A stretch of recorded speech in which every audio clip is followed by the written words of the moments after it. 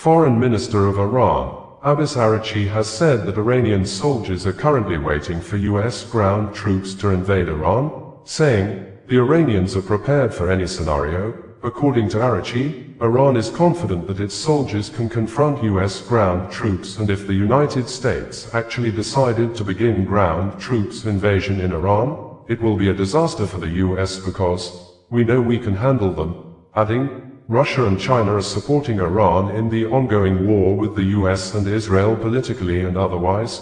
And shortly after the Iran foreign minister made this known in an exclusive interview with NBC News Media on Thursday, the US Secretary of War, Pete Hegseth, visited the US Central Command, CENTCOM headquarters at MacDill Air Force Base in Tampa area of Florida, apparently for a high-level briefing and next plan of action discussed with the CENTCOM commander, Admiral Brad Cooper. This, local media in Iran reported on Friday morning that the spokesperson for the Islamic Revolutionary Guards Corps, IRGC, Brigadier General Ali Mohammad Naini, says the Iranian armed forces are ready for a long war to punish the aggressor.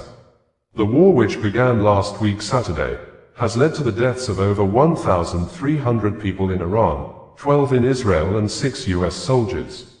According to the Iranian Red Crescent Society on March 6, 2026, over 1,332 people have been killed in Iran since the start of the war on February 28, 2026. Hengor Organization for Human Rights, in an earlier report in the conflict on March 2, the Norway-based NGO stated that at least 1,500 deaths, specifically identifying 1,300 Iranian military members and 200 civilians among the fallen. While the United Nations International Children's Emergency Fund, UNICEF, confirmed that, of the more than 1,300 total fatalities, at least 181 are children. This includes approximately 175 children killed in a single strike at a girls' primary school in the Manab area of Iran. Foundation of Martyrs and Veterans Affairs, the official Iranian government agency, reported a death toll of at least 1,230 as of March 5. On the side of Israel, Magen David Adom, MDA, Israel's National Emergency Medical Service, confirmed 9 fatalities specifically from a direct ballistic missile hit on a public shelter in Beit Shemesh on March 1. The Israeli police, in an official police report, identified 9 killed in Beit Shemesh and have noted that 11 people remain missing as search and rescue operations continued. Ichilov Hospital in Tel Aviv confirmed the death of a 102-year-old man who died from a fall while attempting to reach a shelter during a siren. Although 10 deaths were confirmed by the Israeli authorities as stated above, but some local and international media put the total deaths in Israel at 12. According to the U.S. Department of War and CENTCOM, 6 American service members have been killed so far, with 18 other soldiers wounded. Those killed included Sergeant Declan J. Cody, age 20, Captain Cody A. Cork, a United States President Donald Trump, in a nationwide broadcast issued a few hours ago over the joint Israel-U.S. military actions in the sovereign nation of Iran, has said that many Iranian soldiers are willing to surrender in order to save their lives, but the offensive U.S.-Israel military war or combat on Iran continued, saying the joint military operations, codenamed Operation Epic Fury, has destroyed hundreds of Iranian targets since the military action began on February 28, 2026, including the killing of the Iran supreme leader, Ayatollah Ali Khamenei, and the new joint war against Iran has resulted to the killing of more than 200 Iranian civilians and military personnel, with thousands of people injured, while over 12 persons have been killed so far in Israel, with estimated 500 people sustaining injuries, and the war has forced Iran to launch counterattacks on U.S. military bases in Bahrain,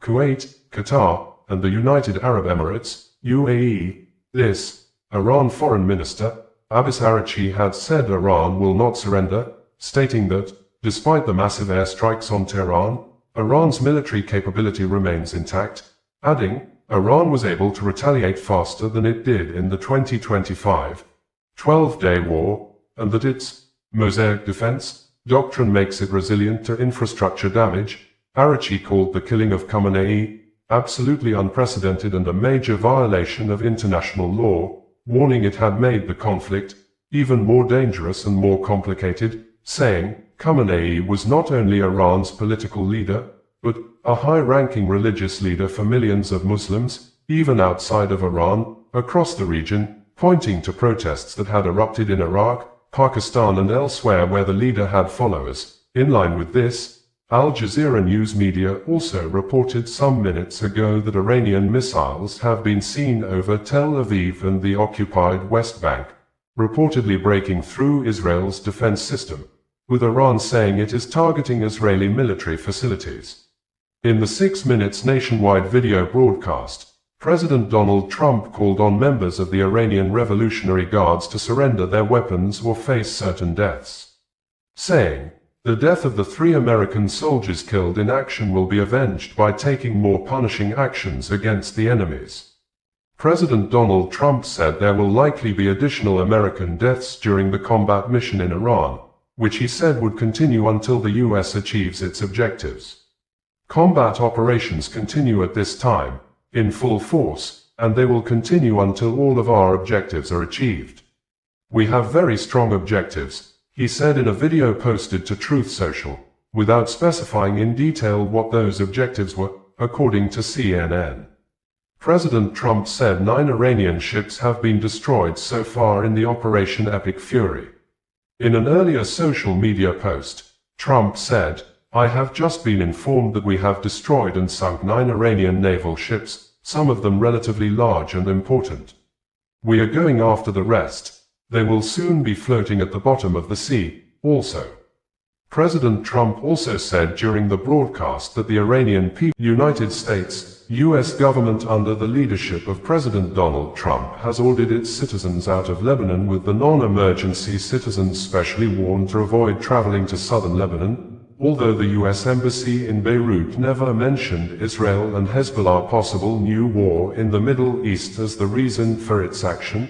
But there are strong indications that the American government took the decision because of the possible military conflicts in the region. According to the U.S. government, it do not want America's citizens to travel to Lebanon due to crime, terrorism, civil unrest, kidnapping, unexploded landmines, and the risk of armed conflict, stating that some areas, especially near the borders, have increased risk, while information available on Monday indicated that Hezbollah is preparing to resume retaliatory strikes against Israel by rejecting U.S. ceasefire deal as Israel Defense Forces, IDF, continued airstrikes on Beirut. A joint press statement signed and made available on Monday by the Ministry of Foreign Affairs of the Kingdom of Saudi Arabia, the foreign ministers of the Kingdom of Saudi Arabia, the Federated Republic of Brazil, the French Republic, the Kingdom of Denmark, the Republic of Finland, the Republic of Iceland, the Republic of Indonesia, Ireland, the Arab Republic of Egypt, the Hashemite Kingdom of Jordan, the Grand Duchy of Luxembourg, the Kingdom of Norway, the State of Palestine, the Portuguese Republic, the State of Qatar, the Republic of Slovenia, the Kingdom of Spain, the Kingdom of Sweden, the Republic of Turkey, and the Secretary-Generals of the League of Arab States and the Organization of Islamic Cooperation described the current action of Israel in the Middle East as expansionist agenda, and, also on Monday, the Israel Prime Minister, Benjamin Netanyahu, appears before Israeli lawmakers at the Knesset and said Israel don't know what the days might be, but they are prepared for any scenario, adding, "If Iran attack Israel, Israel will respond with a force Iranian government will never imagined." Also, Iran Observer News Media, in a tweet published on Monday, stated that oil companies around the world are currently advising their staff not to travel to Saudi Arabia, the UAE, Bahrain, Oman, Kuwait, and Qatar unless absolutely necessary. It would be recalled that the conflict between Israel and Hezbollah has historically involved 2 major wars which occurred in 2006 and 2024, and yet, possible new war remains in a state of high tension characterized by a fragile ceasefire and ongoing military operations.